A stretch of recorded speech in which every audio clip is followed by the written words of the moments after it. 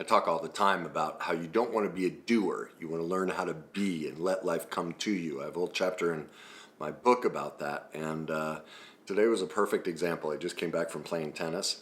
And I get tons of private messages or comments, people wanting to learn more about what is the falsely empowered victim position. And is that them and all that stuff. And as it happens with me, when I can't find an answer, I go do something else and I let it come. And playing tennis this morning, I got flooded with all of these examples of the falsely empowered victim position. And there's stories from my life and other experiences I've had. And I've learned sometimes, especially with some of these things, you get so technical, people are unsure. They're like, well, I do all those things, so that means I'm it. And what really people really need to identify with are stories. So I'm going to share some of those with you today. Now, the first thing to keep an eye out for is, well, two things: shame and denial. Shame is the sense that, oh, I'm bad. I don't want to be the falsely empowered victim. And that triggers denial. The truth is this: all of us, at times, play the falsely empowered victim. That's part of the worst day cycle. It's part of how our culture and society has raised us. We advocate it, promote it, teach it. And so none of us are immune from this. Now, shame is going to be, I don't want to admit that I'm imperfect in this way. Well, remember, we're all perfectly imperfect. We're all on this journey trying to figure things out. And because we haven't taught about codependence, because we haven't taught about these things, we are all codependent. We are all falsely empowered victims at times in our life. Okay? So just keep an eye out for those. Stick with it. Notice the feeling. You can begin developing emotional mastery by notice the feeling. Where in my body do I feel it? When's my first memory of feeling it? And then you're going to go, oh, there's where I learned shame. That's where I created the wounded child, which became the adapted wounded child, which is what created my falsely empowered victim position. Okay? So it's a great way for you to notice that within yourself. So the first story that popped into my head today was when I was trying to play pro hockey. And I was up in Vancouver, BC, training before the season. And I ran out of a place to stay. And so I was sleeping in parks with all my suitcases, my hockey equipment, and I'd lug it, I'd carry it to the bus stop and take the bus down to the ice rink and train all day and go to the gym. Like, I just lugged everywhere I went. I was a goalie too, like goalie equipment. For those of you who know who hockey and goalie equipment, like, that's a 50-pound bag. And then you got suitcases and sticks, I was a vagabond. And anyway, I got hooked up with the Vancouver Canucks, and this was before training camp, so they were all getting in shape for training camp. And I was skating with them, and one of the guys, Greg Adams, found out I was sleeping in parks, and he invited me over and had me for dinner, cooked a great steak dinner, and then offered to let me spend the night. And I said no. Oh, talk about shame. I remember clearly, now this is before I knew how any of this worked, but I remembered clearly thinking, I can't spend the night, because this is going to be a great story when I make it in pro hockey of how I slept in parks and all this stuff. And if I stay at his house, I can't tell that story. Now, think in your own life. How many times have people reached out to help you and you found some reason to reject it? Now, you may not have been as consciously aware as I was that I was manipulating from the victim position. But we do reject help all the time for various reasons. Now, most of the time we're in denial. We think our reasons are valid as to why we're rejecting. And in all fairness, there are times where it is, in our best interest to reject certain types of help. But think of people when they try and compliment you. Oh, no. My hair isn't right today. Or, no, this blouse doesn't fit. The tailor messed up. Boom, you just played the falsely empowered and dropped to the victim position. That's a power dynamic. It's exactly what I did to Greg. Is I assumed power over him by playing the victim. I had a chance to get out of victimhood. to stop sleeping in parks. Like, it's not fun sleeping in parks. I can tell you, I've slept in my life. I've spent a lot of time like living on the streets when I chased pro hockey, sleeping on the sides of roads, sides of highways. I did that a lot. It is not fun. And I had a chance to get out of it, but I was so trained because of being a wounded child and then developing the adapted wounded child, that became my false empowerment, to seek out being the victim. I lived it out as a child, getting sick and hurt. That's another way we do it. And I know you don't think you get sick and hurt. You think it naturally happened to you. I guarantee you, when you do this work and you learn about the worst day cycle and you learn about codependence, and how shame and denial work, especially how shame and denial work in the worst day cycle, you're going to see in almost every instance, you got sick and hurt to play the falsely empowered victim position. I know that's really tough to hear because our society says, oh, you didn't do, and I'm not blaming anyone.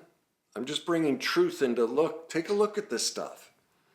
It might be a little tough to swallow at first, but as you get further along and you develop emotional mastery and you learn to love and forgive your perfect imperfections, which is really accepting the shame inside of ourselves, we start to accept the truth of, wow, yeah, I do play the victim a lot because it does give me a lot of power, okay? Now, I have two other stories that show how it gets created. And one comes, this is almost comical. This is one of my daughters. And this is what's so tragic about society.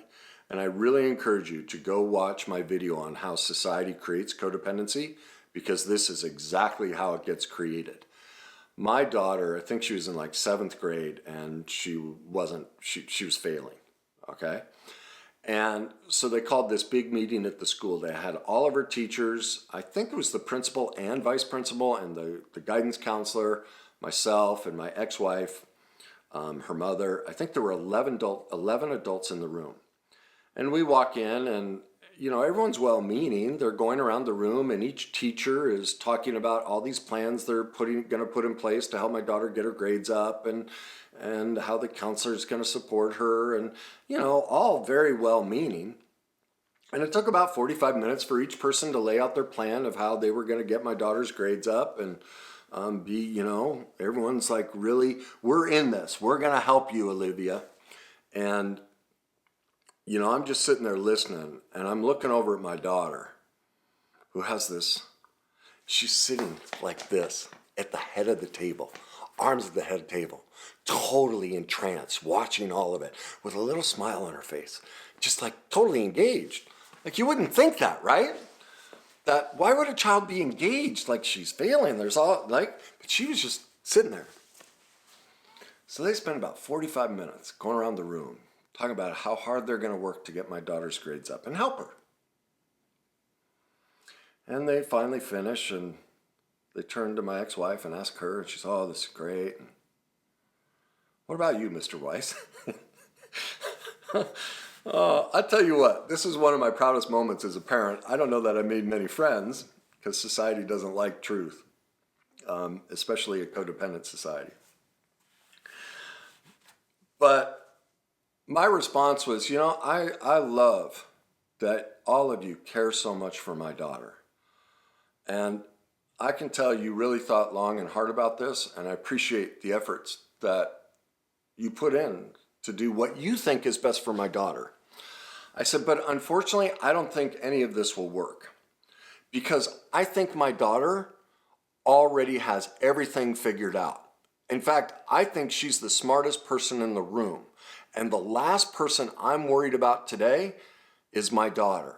And here's why. My daughter is sitting at the head of the table with 11 adults in the room. And she's at the head of the table with a little smile on her face, because you know what she's found out? She's figured out a way to get 11 adults to fix her problem. She doesn't have to do anything because everyone in this room cares more about her problem than she does. So I'm watching my daughter, I'm going, my God, she's the smartest person in the room. She's figured out how to get everyone else to do her homework and get her grades up. She's brilliant. Now the question is, will my daughter ever decide that her grades matter to her? When she decides that, her grades will go up. But right now, that doesn't matter to her. She doesn't care much about her grades. What she does care about is how she can get 11 adults to do her work for her, and she succeeded. So the last person I'm worried about in this room is my daughter. She's got it figured out. Now, the trick is, when will my daughter decide that her grades are important to her? And it's been my life experience, the only time a person decides something is important to them is if they suffer consequences. Well, the only way my daughter will suffer consequences is if all the adults in the room stop trying to fix a problem that only she can fix and let her suffer the consequences of her choices. And so if my daughter chooses to not do her homework, therefore she might fail, that might mean she gets to repeat 7th grade again. And I'm perfectly fine with that because she's, like I said, she's showing she's the smartest person in the room. And so maybe for her, that's okay. But until she decides that's a problem for her, there's nothing anyone in this room can do to help her. Well, you should have seen their faces. Like I said, I didn't make many friends. But that's how society, the school system, the government, everybody creates a falsely empowered codependent. They trained my daughter right there. They'd been training her for years. Everyone was trying to fix a problem that only she can fix. It didn't matter to her to fix it. Why? Because society and parents and everybody had taught her, look, we have a distorted and skewed idea of what help and love is. We think it's loving to fix somebody else's problem. That's not. That's abusive. That's injurious. It leaves injuries in people. It's harmful. It's destructive. It robs children of solutions. It's what's created the cancel culture. It's what's created all these subgroups of these kids who are now in colleges that are just screaming around, trigger, trigger, trigger, trigger. They're massively controlling everyone because they have no ability to navigate discomfort. It's what creates the rise in narcissism. These are behaviors by teachers and educators. And don't mishear me. I'm not saying everyone does it. Every educator is this way. I'm not coming down on educators. I'm coming down on society as a whole and its inability to teach. Why don't these teachers know about codependence? Why don't they know about enmeshment? Why don't they know about false empowerment and professional victimhood and how this situation they're playing into? They are creating a falsely empowered professional victim who will use that to control everybody, never take responsibility for her life, and they don't even realize it. Not because they're bad teachers or bad educators, but because they haven't been taught that's how this stuff works. They've been sold the model by society that to be nice, you do everything for somebody. That's not nice. That's abusive. That's injurious. It leaves long-lasting wounds in all of us. Every single parent has done this, willingly and unwillingly, consciously and subconsciously, because we are all perfectly imperfect. Okay? And because even if we were all taught exactly how to do all this, we're human, and the human experience is to screw up a lot more than we ever recognize. So look in your life. How are you robbing those you love the opportunity of fixing their problem for themselves? Do you see what this also teaches a young child and our best friends, even if they're 60 years old? Teaches them that I don't believe in you. I don't trust you. I don't think that you can figure this out on your own. I don't think you're capable. I actually think I'm better than you. Now here's where the shame and denial comes up. Oh no, Kenny, that's not what I think. I don't think I'm better. But that's what your actions create. That's what the caring so much. That's how we're in denial. We don't see that our so-called caring for others is sadistic. It's cruel. Because what they were doing, what they were trying to do to my daughter is cruel. It would cripple her for the rest of her life. Now, there's a difference, but see, denial blocks it. It's not in our reality, okay? And it may not be in your reality. And if you're fighting it, the first thing is notice the shame come up and how you don't want to admit that, and also the depth of that feeling. Well, now what you're tapping into, ask yourself this. When was the first time you felt that feeling? Boom. That's where you learned it. It's not your fault. You're not bad. You're not to blame. But your parents, your caregivers, your teachers, your coaches were perfectly imperfect. And that's why you're in denial. That's the worst day cycle. That's what's so key about the worst day cycle. The shame and denial portions, they are everything. It's where the false persona, how we hide and won't admit that we are all professional victims at times, that we play it from the falsely empowered victim position. We take this high road, but in the midst of it, we're playing the victim. Another way that gets created here, I was out with a friend about a year ago, and they have an 8-year-old daughter, adorable little girl. And we're at dinner, and this is probably the most well-behaved 8-year-olds I have ever seen. Incredible manners, incredible posture, very elegant in the way she spoke. And as dinner went on, my heart just started to break. Because what I realized is this 8-year-old had been stripped of childhood. She had been adultified, parentified. Her soul as a child had been taken from her.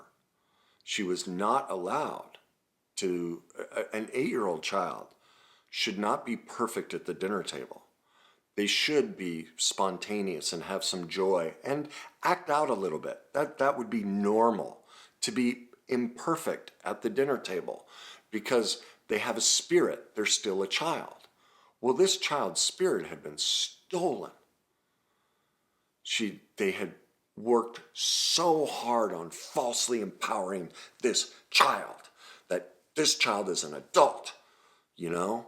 This child just doesn't do anything childlike at the dinner table with other adults around. That's too strict. That's too confining.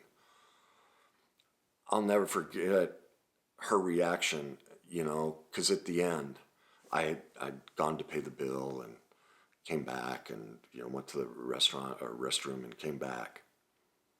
And I just came up to her and I was like, "What's that?"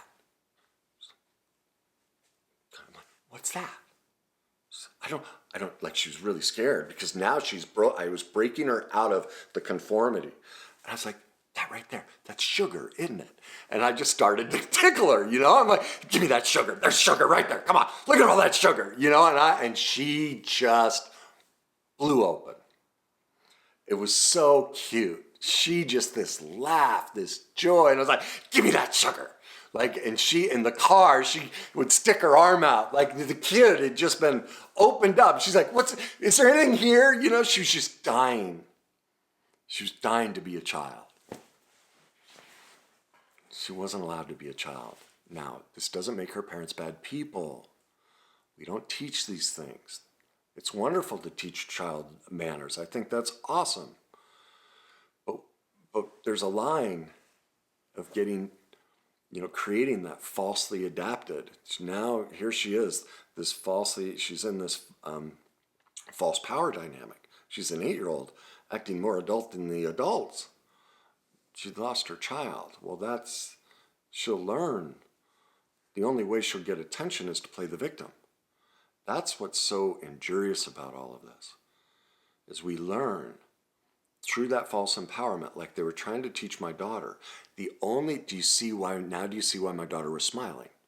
She realized, if I play the victim, if I fail, I own 11 adults. I get this, the frickin' school shuts down. The principal, the assistant, the guidance counselor, every teacher. Oh, why would she ever be self-supportive There is absolutely no advantage. And that's what people don't realize when they help the victim. Now, don't take my words and misconstrue them. We do need to help the legitimate victim, but many times we create a falsely empowered victim by the way we treat them. And so what happens is, these people, and I get many people who comment on my posts or something, and you'll see it, I'll give them a solution and they go right back into more problem. Well, they are heavily invested in staying the victim. I don't touch them. I quit responding. I love them. I love them. I will not enable their victimhood. I will allow them to suffer the consequence of choosing to play the professional victim. Now my heart breaks. They've been taught that, and I can't. They don't see it and don't know it, and they're doing the best they can. But the best I can do is to leave them, because do you see what happens when we enable the falsely empowered victim? There's absolutely no incentive for them to ever get help and heal and recover. Because do you see what they'd lose when they post on Facebook, or like my daughter? For my daughter to get good grades, she would lose the attention and power and control of all the adults in the room. She'd be isolated and alone. So what was so sad, what I was hoping for in that, especially the guidance counselor, was for the guidance counselor to recognize it wasn't about class. It had nothing to do with schoolwork. I was hoping the guidance counselor would turn to my daughter and go, "Why do you feel so sad and alone? Why do you feel so neglected? How can we love you?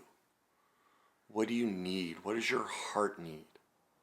Because my daughter was screaming to be noticed. She couldn't be seen. Nobody was seeing her. And so the only thing she could do was play the victim and control people from the falsely empowered victim position. That's just, devastating. That's why I call this abuse.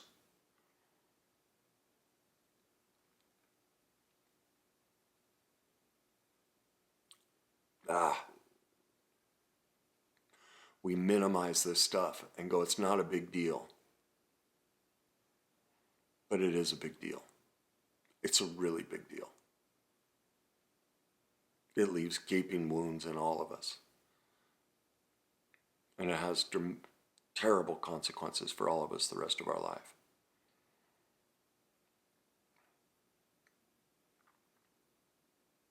It put me in a position to marry a woman who just treated me horrifically. And I'm responsible for that treatment. I chose it. And so what did I do? Because I didn't know, because all I knew was how to be a professional victim, I got passive aggressive. This is what the falsely empowered does from the victim position. It took us 6 months to consummate our marriage.